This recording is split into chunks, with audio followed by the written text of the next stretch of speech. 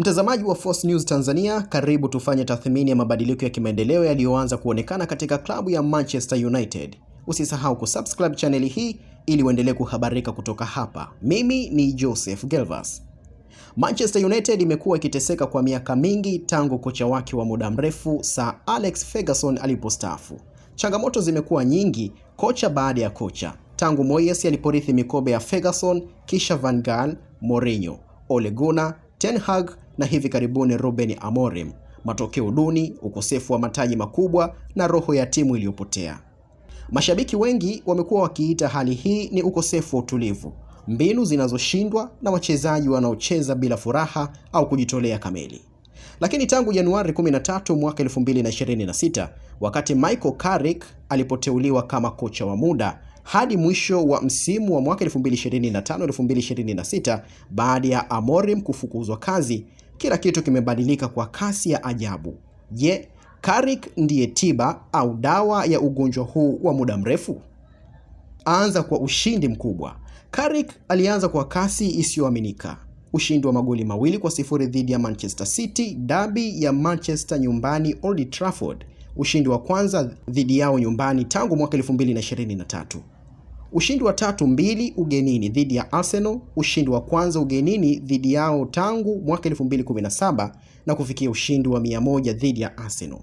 Lakini pia ushindi wa 3-2 dhidi ya Fulham, mechi ya kusisimua hadi dakika za mwisho. Ushindi wa 2-0 dhidi ya Tottenham, kufikia ushindi wa 4 mfululizo katika Premier League. Hii inamaanisha Carrick ana rekodi ya 100% ya ushindi katika mechi 4 za kwanza za Premier League chini yake. Na timu imepanda hadi nafasi ya 4 kwenye msimamo, nafasi inayoweza kuwapa tiketi ya Champions League baada ya kukosa miaka miwili. Hii ni mabadiliko makubwa kutoka nafasi ya 6 au chini wakati Amorim alipofutwa. Nini kimebadilika chini ya Carrick? Wataalamu na mashabiki wanasema mambo kadhaa yamefanyika tofauti. Kwanza, mbinu rahisi na zenye kubadilika. Amerejea kwenye mfumo wa 4-2-3-1 ambayo inabadilika kuwa 4-4-2 wakati wa ulinzi. Hii inawaruhusu wachezaji kama Bruno Fernandes kucheza karibu na goli la wapinzani na hivyo kuwa hatari zaidi. Pili, roho na furaha. Wachezaji wanaonekana kuwa na furaha tena. Bruno Fernandes, Kobbie Mainoo ambaye Carrick amemsifu sana kwa utulivu na ubora, na wengine kama Mbeumo, Cunha, Amad, morali yao uwanjani imepanda na wanafunga magoli kwa shauku kubwa. Timu ina furaha ambayo ilipotea. Utaratibu mpya wa mazoezi mafupi, makali na yenye mkazo. Wachezaji wanaopata majeraha wanatakiwa kufika mapema kwa matibabu. Kuna utulivu na nidhamu bila mwalimu kuwa mkali sana. Uzoefu wa ndani. Kama mchezaji wa United kwa miaka 12 na ushindi wa mataji mengi na kocha wa muda hapo awali mwaka 2021 hakupoteza mechi. Carrick anajua klabu vizuri. Hii inampa uaminifu wa haraka. Carrick mwenyewe amesema, sijafikiria tumefikia mahali pazuri. Kuna kazi nyingi za kufanya.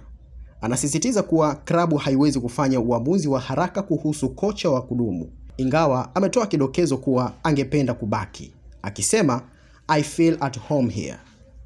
Je, ni tiba ya kweli? Bado ni mapema sana kuhitimisha. Ushindi wa 4 mfululizo ni new manager bounce inayoweza kutokea kwa kocha yeyote mpya.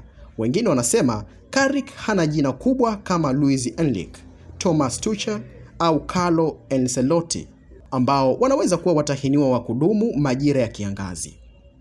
Lakini kwa sasa matokeo yanazungumza. Timu inacheza soka la kupendeza na lenye uthabiti. Wachezaji wanaongezeka kiwango kama Mainoo na Fernandes. Mashabiki wana matumaini tena na wengine wanasema Carrick ndiye solution au dawa ya ugonjwa wa United. Ikiwa ataendelea na fomu hii hadi mwisho wa msimu, na hasa ikiwa atawafikisha top 4 au zaidi, huenda bodi ya United ikampa kandarasi ya kudumu Michael Carrick. Hadi sasa, Michael Carrick amethibitisha kuwa anaweza kuwa tiba halisi ya ugonjwa uliokuwepo kwa muda mrefu Old Trafford. Je, ataendelea hivyo? Wakati utajibu. Lakini kwa sasa Red Devils wamerudi kwenye njia sahihi na Carrick ndiye anayeongoza. Mtazamaji wa Force News Tanzania, maoni yako ni yapi katika maendeleo ama mabadiliko ya Manchester United? Mimi ni Joseph Gelvas, nikukumbushe tu usisahau kusubscribe channel hii ili uendelee kuhabarika kutoka hapa.